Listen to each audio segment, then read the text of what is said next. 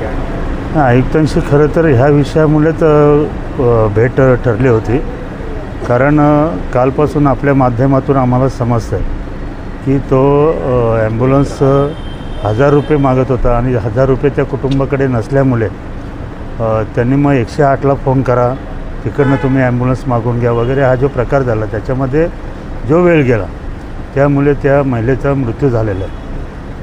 रुक्मिणीबाई हॉस्पिटलच्या समोर मृत्यू होण्याची ही दुसरी घटना आहे आणि त्यामुळे आज त्यांना प्रशासनाचे प्रमुख असतील, प्रशासनाचे अधिकारी असतील, या सर्वांना आपण धारेवर धरलेलं आहे.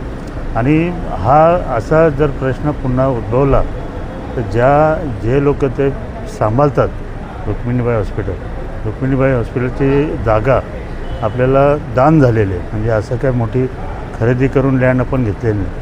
आणि अशा हॉस्पिटलमध्ये जर असा प्रकार घडत असेल, बरं तिथे ॲम्ब्युलन्स आहेत भरपूर, पण ते सर्व त्यांच्या निदर्शनास आणलेलं आहे की ड्रायव्हर नाही म्हणून कारण सांगतात.